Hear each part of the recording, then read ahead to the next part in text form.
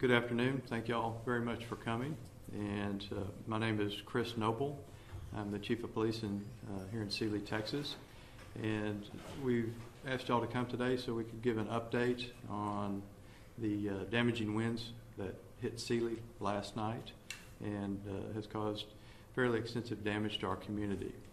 And with that being said, I'd like to introduce off the bat Jeff Evans, meteorologist with the National Weather Service, and Lance Wood, the science officer with the National Weather Service, Mayor of Sealy, Janice Whitehead, and the Superintendent of the Sealy Independent School District, Cheryl Moore.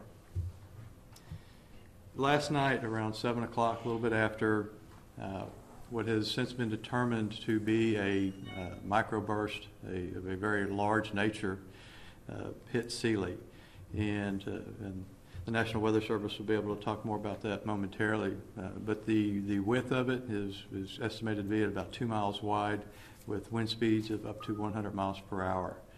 The damage that occurred is that the estimates we have right now are up to 75 homes have been destroyed, and several businesses have sustained significant damage in the Highway 36, I-10, and State Roads 3013 and 3538 areas. And Sealy, the most significant damage that we received was to our electrical infrastructure. And the utility poles along the southern end of Sealy on Highway 36 and Highways 3013 and 3538 were either snapped in half or snapped at their base, and with all the wires going down. Additionally, the high tension wires crossing over I-10 near Rexville Road also came down. And so as a consequence, I-10 was shut down for 8 hours. Anyway, it was from around 7 o'clock till about 3:45 this morning. And Highway 36 was effectively shut down as well, and along with the other remaining roadways.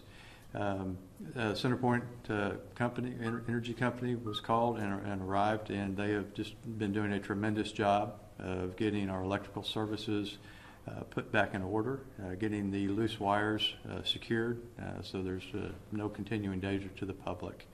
And over the next few days, which they are estimating by Friday, they should have reached a good point. And the mayor has much better information on what they're doing right now. And that being said, our Public Works Department will be working to coordinate debris removal for the citizens of Sealy. And right now, the waste management area for Sealy on Downey Road is open, and there's no charge. Area residents can take their own debris over there if they don't want to wait for the city. And the city will be coordinating debris pickup in the next few days, and that information will be rolled out to citizens as soon as we get it. And again, damages to city's infrastructure and the Sealy Independent School District buildings. And for right now, I'll go ahead and turn it over to the National Weather Service, and so they can give you an update of what the plans are. All right, thank you, Chief. My name is Jeff Evans. I'm the meteorologist in charge of the National Weather Service office here in Houston, Galveston. We serve all of Southeast Texas. Typically, after an event like this, we come up to put eyes on the damage, essentially. That's our best way of determining exactly how strong the winds were and what the nature of that wind damage was. Looking at that assessment, it's pretty evident that this was a very significant windstorm that struck this area.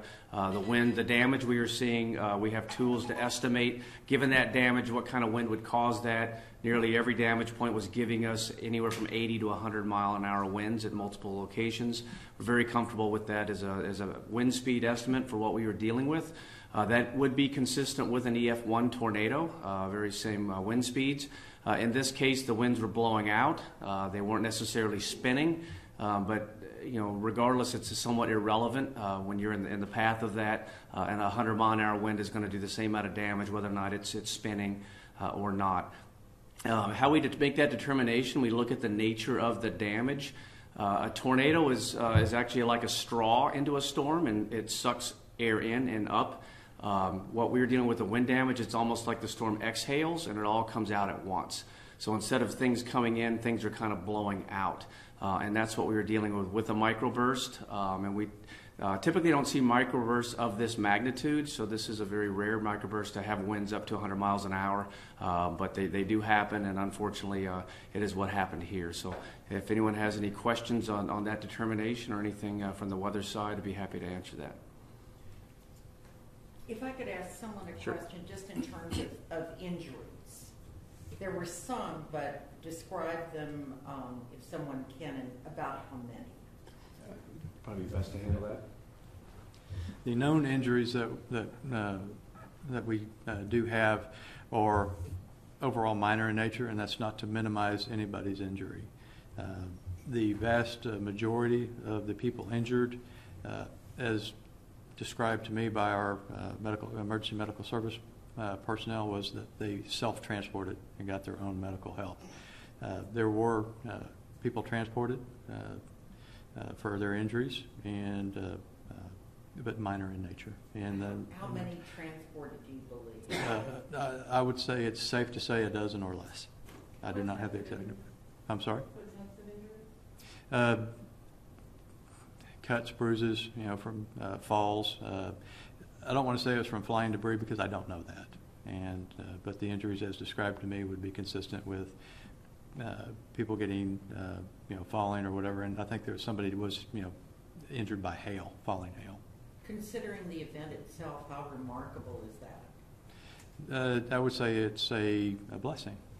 And that at that time of day, 7 o'clock p.m., and, with, the events that were going on at the high school, and the number of people there, the number of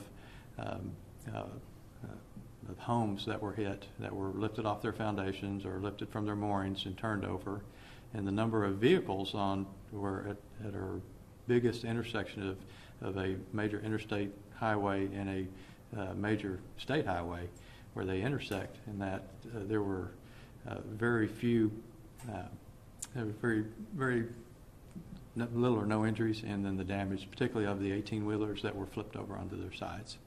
You mentioned the number of people at the school in the area. There was something going on last night. Assess the damage at any of the schools in the area. How is that looking? I'll have to leave that up to the school superintendent. She can certainly fill you in on that. And so, that's you. I'm Cheryl Moore. I'm the superintendent of schools for Sealy ISD. Can you see that again? My name is Cheryl Moore. I'm the superintendent of schools for Sealy ISD. We had two major events going on last night. We had the senior awards at the high school in the auditorium. The auditorium holds, I believe, 700 people, and it was fairly full. And this was right and it was started at 7 o'clock, which was right when the event occurred. We immediately lost power. When the worst of it passed, we told people to safely get on the road, and they were wonderful and compliant. We did have a few people that were kind of battered and bruised as a result of that, primarily people that were caught between their car and being able to get into the building. The wind was so significant, there was one woman who was trying to get in the building. We were trying to let her into the building, but we couldn't open the door. So she was pummeled with hail pretty well. But other than that, it was an orderly exit, and the other event we had going on last night was the junior high band concert. That is probably a mile or so away from the high school, so the wind was less there, although we still have a lot of damage to fences and trees and such. But those were the two events that were occurring. Again, nothing major occurred in terms of injuries to people that were at those events.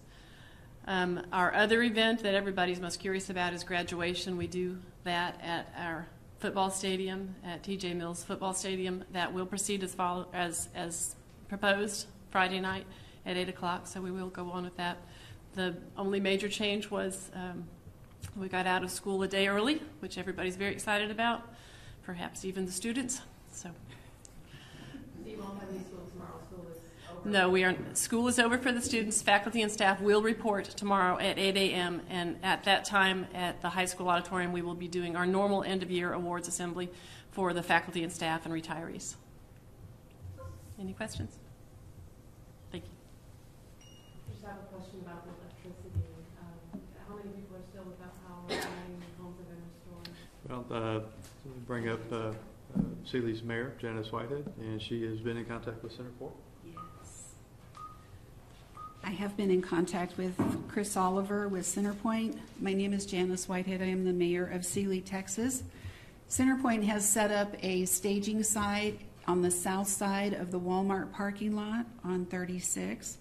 They have 40 contract crews out here that will be taking care of the poles and the wires. We have 15 to 20 internal crews that will be taking care of the trees and the grinding and all of that good stuff. They've set up a command center.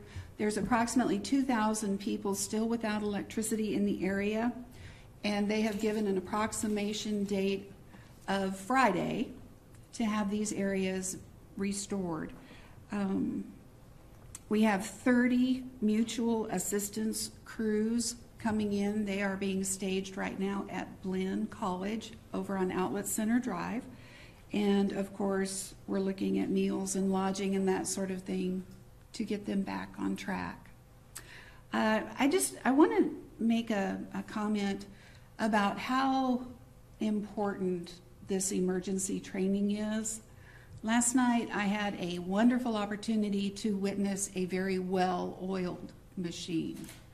We had crews from Wallace, Brookshire, Fulshire, I think Columbus. They were here from all over. And to watch these men in action, organizing their plan of action, it was just phenomenal. And I just want to take the time to say thank you to our first responders. Thank you, Chief. He was up here most of the evening. We had a city council meeting that was interrupted by a, obviously, big wind burst. But right now we continue to have the Red Cross shelter open. They have approximately 10 to 15 people in it. It is located at the Casey Hall on the 1400 block of Highway 90 West if you need a place to go. The contact information for the Red Cross Center is toll-free 866-526-8300. And I would just like to say thank you for coming out. We will continue to update the public as information becomes available. Does anybody have any questions? How many people were without power? I believe it was close to 5,000 people, was it not, Officer Reeves? Yes, I believe it was close to 5,000 people. And Highway 36 was just completely covered in power poles. That wind just snapped them right off the base. It was pretty amazing. It was pretty amazing. A phenomenon that I don't think we'll see again, hopefully. Hopefully. Anything else? Yeah. Well, we appreciate all of you coming out and taking time out of your day to gather information regarding our efforts, and we will continue to keep you updated and posted on any events or newsworthy information that we have. Thank you so much.